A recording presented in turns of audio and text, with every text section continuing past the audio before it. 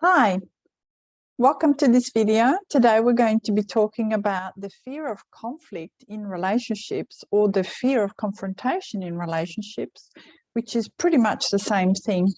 My name is Fiorella Martin, and I specialize in childhood attachment trauma and attachment styles. So what is the fear of conflict and fear of confrontation in relationships? Well, first of all, what causes conflict? Because when people are afraid, and this specifically applies to two different attachment styles, usually it's the avoidant, dismissive avoidant, or the fearful avoidant. This particular attachment styles tends to have more of a fear of conflict because they don't like being flooded by the emotional outcome, the emotional consequences of having a confrontation in relationships. So we need to kind of reverse engineer and have a look at what causes conflict in the first place. So I'll just give you a simple example.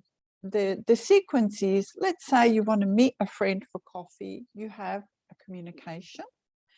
You then negotiate what time you're going to meet, where are you going to meet. That is a negotiation. And then that leads to an agreement, right? The agreement is we're going to meet at 11 o'clock on Sunday at this particular coffee shop. Okay, so you both have created an agreement. Now, if you get to the coffee shop and you're sitting there and you have no text message, no phone call, the time is passing, 5 minutes, 10 minutes, 15 minutes, with no communication whatsoever, then you start having several doubts in your mind. Did I get the time right? Is something happen? Depending on whether you're secure attachment style, you can rationalize the logic around this. You might even start getting concerned that something happened to the other person. Or if you have a fearful avoidant or a dismissive avoidant, you can start to take resentment and feel disrespected, dismissed, feeling rejected, abandoned, not considered. All of this emotional stuff builds up within you. And if the person turns up, say, 15 minutes, 20 minutes late, that interaction is going to start off with a conflict, because you want to know what's going on. Like, why did this person not send me a text? Why didn't they tell me they were going to be late? If they were stuck in traffic, they could have just called me or sent me a message.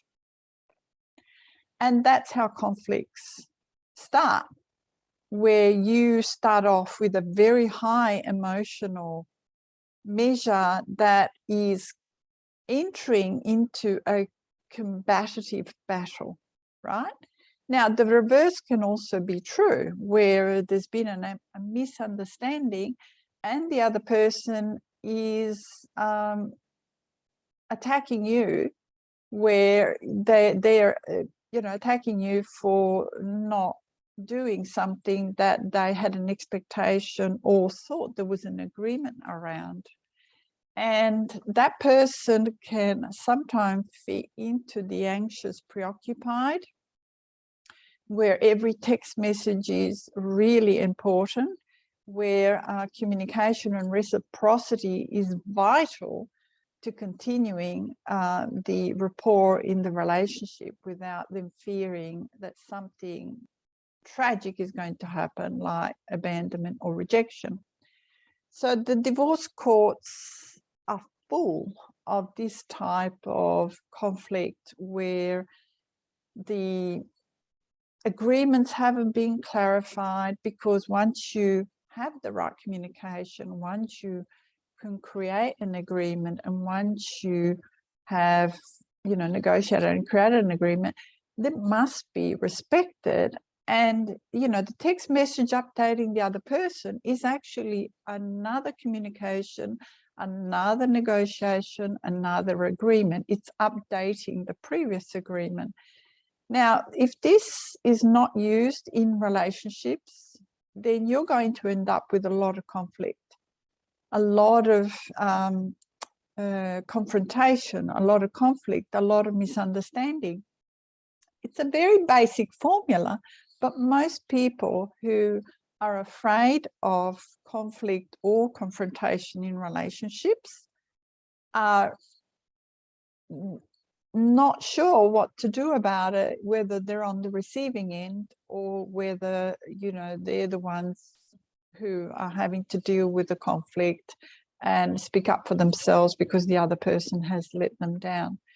So obviously, it's really important to have the right communication. And I'm going to do another video on that, what that means. But just in essence, you know, there is a saying that the problem with most relationship is communication. Well, I would like to offer that it's not just communication. Communication, getting it right, is the first step, which has to have an intention of creating a response in the other person where the right communication is received.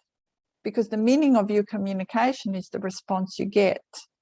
And often there is a miscommunication or misunderstanding because you've sent the communication, you've said something that is misinterpreted at the other end. So it's really important to get what the other person has understood as a confirmation that what you said actually was heard. And this happens all the time, which is why you end up in conflict. So conflict is not necessary if you have the right communication, if you update your agreements, if you have reciprocity, which reciprocity is actually being able to respond in a timely manner to someone else's communication and acknowledging and responding, acknowledging and responding. That's what reciprocity is. It's a continuous exchange loop. If you're not able to respond to a message, especially if the other person is anxious or fearful, avoidant, just say, I'm in a meeting, or I'll respond later, or at the earliest possible convenience, state. Obviously, it depends where your relationship is at, if it's just starting and if the expectations are not accurate by the other person. It's all about communication in advance so you don't end up in these conflict situations. And it's all about being able to have the conversation, investing in the conversation, investing in setting certain parameters and having the conversation about negotiations and agreement. That is the only way that you're going to avoid confrontation and conflict. One more thing is that there's a difference between demanding, which is coming from the child, and domineering and commanding certain requirements, which is coming from a critical, judgmental, even controlling, manipulative stance, which is usually is set up as the parent.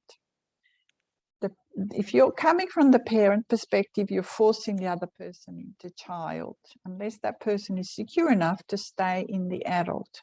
The adult is able to communicate without raising their voice, without demanding, without commanding, just being able to deliver the conversation in clear, concise manner without too much emotional interference, and to be able to say, so what did you hear when I said that?